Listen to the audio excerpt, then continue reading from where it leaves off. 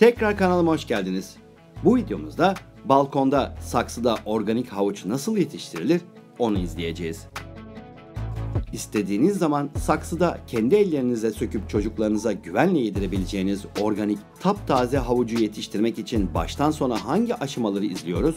Buyurun birlikte izleyelim.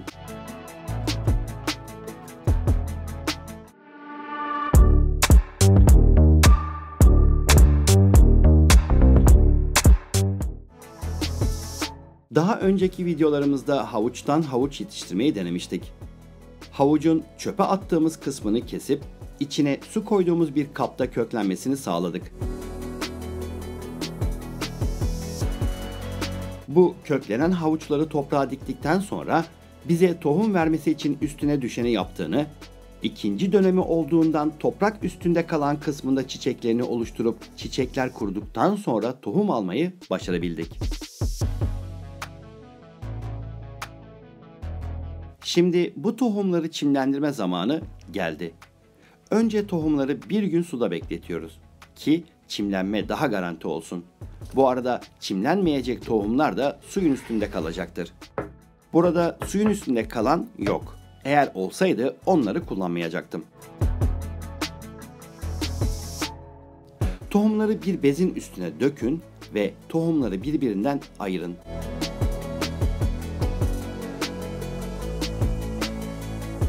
...5 dakika bekletin. Bu sayede tohumlar birbirine yapışmayacak ve toprağa daha rahat serpiştirilebilecektir. Havuç toprak içerisinde ilerleyeceği için derin bir saksı seçmeniz gerekiyor. En az bir karış kadar derinlikte olmasına dikkat edin. Toprak olarak bahçe toprağı kullanıyorum. Ama sadece bahçe toprağı değil, içerisine 1/4 oranında dere kumu karıştırırsanız daha iyi olur.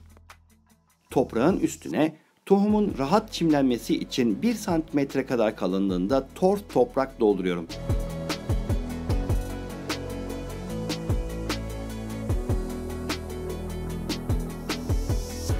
Bu katman tohumun çimleneceği yatak oluyor.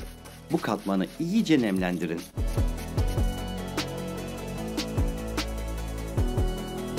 Üstüne havuç tohumlarını serpiştirin.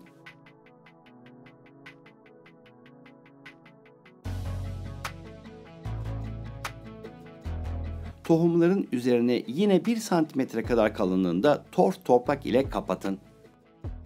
Bahçe toprağı üzerine eklediğimiz bu katmanda çimlenen havuçların yaprakları toprak üstüne çıkarken havucun kendisi toprağın içerisine dibe doğru büyüyecektir. Kumlu toprak havucun toprak içerisinde daha rahat ilerlemesine ve kök kısmının suyu daha rahat emmesine yardımcı olacaktır.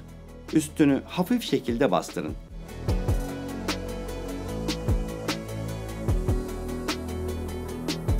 Artık tohumları harekete geçirecek olan can suyunu verebilirsiniz.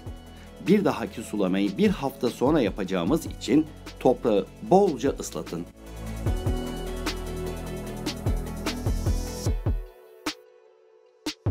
İlk 2 gün delikli bir poşetle nemin içerisinde kalmasını sağlayın. Çimlenme için 20-22 derece ideal sıcaklıktır. Çimlenme için nem, sıcaklık ve temiz havayı sağladığınızda sonuç garantidir. Poşeti 2 günden fazla tutarsanız toprağın üstü küflenmeye başlar. İlkbahar ve sonbahar dönemi havuç ekimi için ideal dönemdir. Yani Mart ve Kasım ayı en uygun aylardır. Ben Kasım'da çimlendirme yaptım ve toprağın üstünün sıcak kalması için ilk 2 gün poşet ile örtüyorum. Siz bu işlemi Mart ayında yaparsanız poşete gerek yoktur. Havuç ekiminde havanın ılıman olması gerekmektedir. 10-15 gün içerisinde çimlenme gerçekleşir. Kasım ayında ekilen havucun hasadı kış aylarında, Mart ayında ekilen havuç da yaz aylarının hasatıdır. Havuçları toplamaya yaklaşık 3 ay sonra başlayabilirsiniz. Havuçlar 2 yıllık bitkilerdir. Bu da üreme döngülerini tamamlamak için 2 büyüme mevsimine ihtiyaç duydukları anlamına gelir. Yani tohumu 2. yılda alabilirsiniz. Nasıl mı?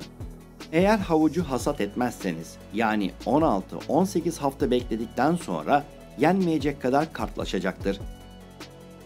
Bölgenizde sıcaklıklar en az 10-12 hafta boyunca sürekli olarak 15 derecenin altında seyrediyorsa ürününüzü bahçenizde kışlatabilirsiniz.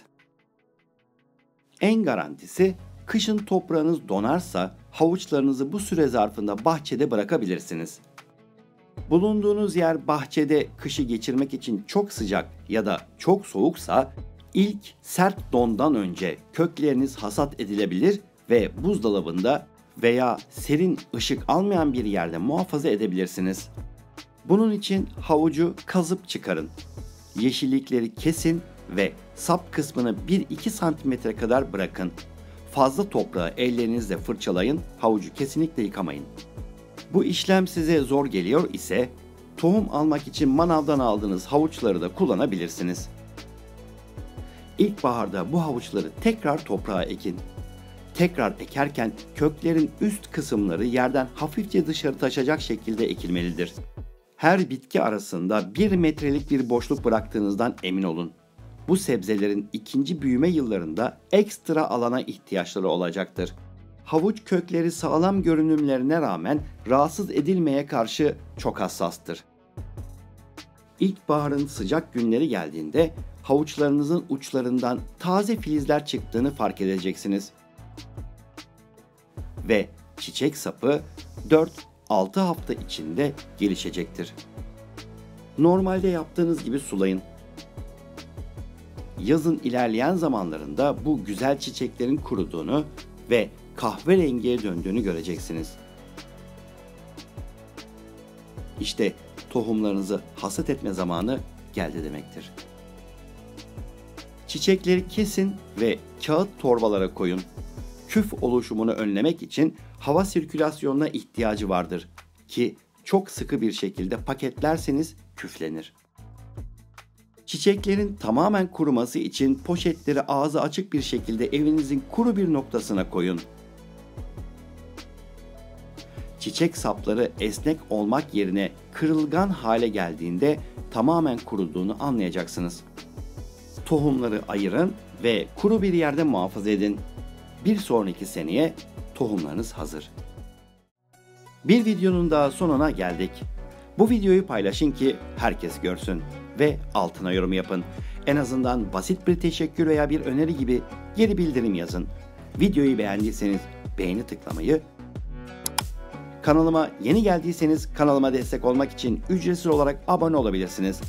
Yeni videolardan ilk siz haberdar olmak istiyorsanız kanalıma abone olup zili aktif etmeyi lütfen unutmayın. Bir sonraki videolarımda görüşmek üzere.